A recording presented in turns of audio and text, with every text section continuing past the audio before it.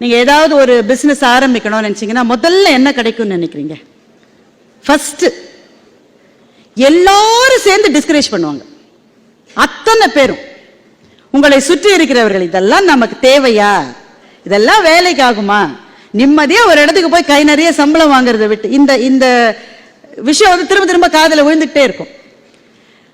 எந்த விஷயத்துல நீங்க புது பாதை அமைக்க வேண்டும்னு போனாலும் முதலில் நீங்கள் சந்திக்க போவது அவமரியாதைகளையும் அவமதிப்புகளையும் தான். அதை தாண்டித்தான் வாழ்க்கை இருக்கிறது. இன்றைக்கு கோயம்புத்தூரில் இருக்கிற ரொம்ப ரொம்ப ரொம்ப பாப்புலரான ஒரு காட்டன் வேஷ்டி பிராண்ட் இன்னைக்கு ரொம்ப பெருசாங்க. ஆனா ஒரு காலத்துல வரது ஆரம்பிச்ச போது அந்த நிறுவனர் தலைச்சுமையா அந்த வேட்டியை எடுத்துக்கிட்டு கடை வீதியில போய் விற்பாராம். தலைச்சுமைன்னு தெரியும் உங்களுக்கு, தலையில கூடைய வச்சுக்கிட்டு அதுல வேஷ்டியை வச்சுக்கிட்டு போவாராம். அந்த பஜார்ல இருக்கிற முதல் கடை அங்க போய் முதலாளி வேஷ்டி வேணுமா முதலாளி என்று கேட்கிற போது அந்த ஆள் ஒவ்வொரு நாளும் வெளில வந்து கெட்ட வார்த்தையால வெய்வாராம். ஏண்டா தினம் வந்து உயிர் எடுக்கிற போடா. இவர் ஒண்ணு அடுத்த கடைக்கு போவார், அடுத்த நாள் நிச்சயமா வந்து கேட்பார். இது பல நாட்களாக தொடர்ந்தது. ஒரு நாள் இவர் போய் கேட்கிற போது அந்த முதல் கடையினுடைய முதலாளி பயங்கர மோசமான மூட்ல இருந்தார். அவர் வந்து வெந்நீரை கொட்டிடுவேன் நாயை, எதுக்கு ஒவ்வொரு நாளும் வந்து கேட்கிறேன்னு கண்ணா பின்னாடி இவர் திட்டிருக்கார். இப்போ உடனே நமக்கெல்லாம் இந்த சிச்சுவேஷன்ல நம்மளை வச்சு பாருங்க, நம்மளாம் என்ன செஞ்சிருப்போம்? வருவல்ல வெள்ள நீ வந்துதானே ஆனோம், வாடி மாப்பிள்ள பாத்துக்கிறேன் உன்ன. இது ஒரு ரியாக்ஷன். யோ வேணானா வேணான்னு சொல்லு, என்ன அதை விட்டு நீ குரலை வசதுற, நீ என்ன நினைச்சிட்டு இருக்க நீ. இது ரெண்டாவது ரியாக்ஷன். இவர் என்ன பண்ணிருப்பாரு? அவர் என்ன சொன்னாரா, மூட்டையை இறக்கி வச்சுட்டு முதலாளி தினம் உங்க கடைக்கு வரேன், நீங்க வாங்க மாட்டீங்கன்னு எனக்கு தெரியும், இருந்தாலும் தினம் உங்களை வந்து கேட்கிறேன், ஏன் உங்க முகத்தை பார்த்துட்டு போனா அன்னைக்கு வியாபாரம் ரொம்ப நல்லா நடக்குது முதலாளி. சின்ன விஷயம் தான், ஆனா தன்னுடைய ஈகோ தூண்டப்படுகிற போது கோபப்படாமல் அடுத்த மனிதர்களை தன் வசம் ஈர்க்கிறதை செய்வதற்கு உங்களுக்கு என்ன தேவை? அவமானங்களை விழுங்குகிற சக்தி நமக்கு தேவை. அதுதான் ரொம்ப முக்கியம். இன்றைக்கு மேடை பேச்சாளராக நான் இங்க நிற்கிற போது ஒரு பிளாஷ்பேக் மாதிரி பார்த்தாக்க, முதல்ல நான் 7ஆம் வகுப்பு படிக்கிற போதான் மேடையில் ஏறினேன். ஏன்னா எங்க தமிழ் டீச்சர் வந்து ஒவ்வொரு நாளும் ஒவ்வொரு மண்டேவும் எங்க ஸ்கூல்ல ஒரு பிள்ளையை ஏற்றி பேச வைப்பாங்க. எங்க டீச்சர் வந்து என்னை கூப்பிட்டு பேச வச்சாங்க. நான் வீட்டில் நல்லா எழுதிக்கிட்டேன் அந்த ஸ்பீச்சை, பயங்கரமா மனப்பாடம் பண்ணியாச்சு. சொல்லி சொல்லி சொல்லி பார்த்து பல முறை அந்த ஸ்பீச்சை சொல்லி எங்க வீடு கூட்டுறமாலாம் அந்த ஸ்பீச்சை மனப்பாடமா சொல்லும். அந்த அளவு பக்காவா ரிஹர்சல்லாம் பார்த்துட்டு அந்த குறிப்பிட்ட நாள் இந்த மாதிரி மேடையில் முதல் தடவை ஸ்டேஜில் ஏறுறேன். ஃபர்ஸ்ட் லைன் எங்க அம்மா எழுதி கொடுத்துருக்காங்க, என் பெயர் கே பாரதி, நான் 7ஆம் வகுப்பில் படிக்கிறேன். இது ஒரு கஷ்டமா? இந்த லைனை தான் நான் மறந்தேன். என் பெயர் என் பெயர் என் பேரு எனக்கு மறந்து போச்சு. இந்த கூட்டத்தில் இருக்கிற என் ஃப்ரெண்ட்ஸ்ல, ஏன் உன் பேர் பாரதிடி, ஏன் உன் பேர் பாரதிடி. எங்க ஹெச்எம் எவ்வளவு நேரம் சிரிச்ச முகமா இருக்கிற மாதிரி நடிப்பாங்க. ஏன் இவளை இறக்க அடுத்தவளை ஏத்துட்டாங்க. கடுமையான அவமானம். இதுல நான் என்ன செய்யறதுனாக்கா, நான் யோசிச்ச வீட்டுக்காவது போய் என்னம்மா பேசினேன் தெரியுமா, கை தட்டினோ பாருன்னு சொல்லலாம் முடியாது. ஏன்னா எங்க அக்கா என் ஸ்கூல்லயே படிக்கிறா. நம்ம வாழ்க்கையில நமக்கு சில விபத்துகள் நடக்கும். அவ எனக்கு முன்னாடியே வீட்டுக்கு போய் சொதப்பிட்டான்னு எல்லாத்தையும் சொல்லிட்டாள். நான் அன்னைக்கு ஒரு முக்கியமான முடிவெடுத்த, இனிமேல் நான் மேடையில் பேச மாட்டேன், இனி என் வாழ்க்கையில் மேடையிலேயே ஏற மாட்டேன்னு ஒரு முடிவெடுத்தேன். அடுத்த மண்டே எங்க தமிழ் மிஸ் என்னை கூப்பிட்டு, அடுத்த வாரம் நீ தான் பேசுறேன்ட்டாங்க. டீச்சர் என் வாழ்க்கையோட விளையாடாதீங்க டீச்சர், ஆனா அடிவாங்க ஓடு. அப்பெல்லாம் டீச்சர்லாம் அடிப்பாங்க, அவங்களும் அடிச்சதுனாலதான் நாங்களாம் விளங்கினோம். இப்பெல்லாம் டீச்சர் இப்படி சும்மா கையை தூக்கினா பையன் சிரிச்சுக்கிட்டே சொல்றான், நாளைக்கு சன் நியூஸ்ல வந்துருவீங்க மிஸ், கையை தூக்காதீங்க.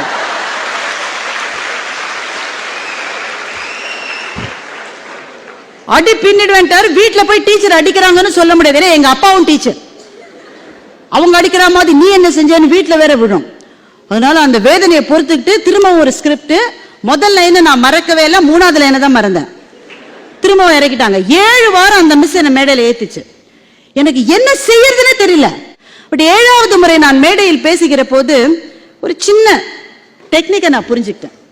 மேடை பேச்சு என்பது என்ன, எதையுமே மறக்காமல் அப்படியே அருவி மாதிரி ஆற்று நீர் மாதிரி எப்படி பேசுறாங்கல்ல, எதுவுமே மறக்காம கிடையாது. மேடை பேச்சாளனுக்கு மறக்கும். எங்களுக்கு எங்க மறக்கிறதுன்றது ஆடியன்ஸுக்கு தெரியாத மாதிரி நடிக்கிற நடிப்பு தான் மேடை பேச்சு என்பதே. இளமென்று அசைய இருப்பாரை காணின் நிலமெனும் நல்லாள் நகும். இது குறள். ஒருத்தர் மேடையில சொல்ல வர்றார், இளமென்று அசைய இருப்பாரை காணின், அடுத்த மறந்து போச்சு என்று சொன்ன வள்ளுவன் தமிழ்நாடு வழங்கிய ஞான கொடை அல்லவா அப்படின்னா எல்லாரும் இந்த மாதிரி கை தட்டாங்க. அப்ப எல்லாமே ஒரு டெக்னிக் தான் வாழ்க்கையில. எப்படி எனக்கு என்ஜினியரிங் டிராயிங் வரலன்னு நான் நினைச்சேன். ஆனா நான் என்ன செய்தேன், அந்த ஒரு கட்டத்தில் எனக்கு ரொம்ப நெகட்டிவ் தாட்ஸ் இருந்ததுன்னு நான் சொன்னேன்.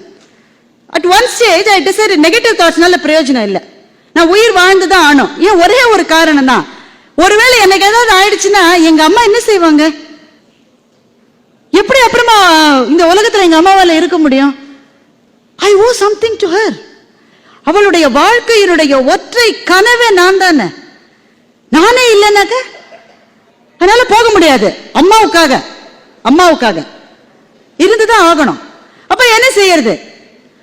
நான் ஒன்னும் இது பண்ணாம என்னுடைய அவமானத்தை மென்று விழுங்கி எங்க ப்ரொஃபஸர்கிட்ட போய், ப்ரொஃபசர் கஸ்தூரி இன்றைக்கும் சென்னையில் பெரிய ஒரு யூனிவர்சிட்டியில பணியாற்றி கொண்டிருக்கிறார், டாக்டர் கஸ்தூரி கிட்ட போய், சத்தியமா புரியலைங்க, ஒண்ணுமே விளங்கல, கொஞ்சம் என்னன்றதை எனக்கு மாதிரி தனியா வேணா ஒரு நாளைக்கு 15 நிமிஷம் சொல்லி கொடுக்குறீங்களா? அவர் சொன்னார், வேற யாராவது இருந்தா கூட்டிட்டு வாங்க, இந்த மாதிரி உங்களை மாதிரி டிஃபிகல்ட்டி இருக்கிற ஸ்டூடெண்ட்ஸ் 4-5 பேர் இருந்தா கூட்டிட்டு வாங்க. நான் என்னுடைய அவமானத்தை துறந்து விட்டு, என்ஜினியரிங் டிராயிங்ல ஃபெயில் ஆன ஸ்டூடெண்ட்ஸ் யாராவது இருந்தீங்கன்னா ப்ரொஃபசர் கஸ்தூரி தனியா பாடம் நடத்துறேன்னு சொல்றாரு, இஃப் யூ ஆர் இன்ட்ரெஸ்டட் கிளாஸுக்கு அப்புறம் இங்க வாங்கன்னு சொன்னேன். thereby declaring before the class that I have failed in one subject. ஆனா என் வாழ்க்கையில் நான் செய்த ஒரே புத்திசாலித்தனமான வேலை அதுதான். அந்த இடத்தில் அந்த அவமானத்தை நான் ஏற்றுக்கொண்டேன், நான் வாங்கிக் கொண்டேன், because I deserved it. ஆனால் அந்த படியிலே நின்று விடாமல் இதை மாற்றுவதற்கான அடுத்த படி எதுவோ அதை தேடி போனேன். உதவி கேளுங்கள், தயவு செய்து ask for help. உங்களை சுற்றி இருக்கிற உலகத்தில் 10 பேரிடம் கேட்டால் 2 பேராவது நிச்சயமாக உங்களுக்கான உதவியை தருவார்கள், செய்வார்கள். நான் கேட்டேன். கிளாஸ்ல எழுந்து கேள்வி கேட்கறதுக்கு நம்ம எல்லாருக்கும் கூச்சம், பயம். ஏன் ப்ரொஃபசர் என்ன சொல்லிடார், உட்காரு உட்காரு, எல்லாருக்கும் விளங்கிச்சு, உனக்கு மாத்திரம் விளங்கலையா அப்படின்னு சொல்லிடுவாரோன்னு நமக்கு ஒரு பயம் இல்ல. ஆனால் ஒன்றை நினைவில் வைத்துக் கொள்ளுங்கள், ஒரு இடத்தில் பாதியில் எழுந்து கேள்வி கேட்கிறவன் அந்த நேரத்தில் முட்டாள், கேட்காதவன் வாழ்நாள் முழுவதும் முட்டாள்.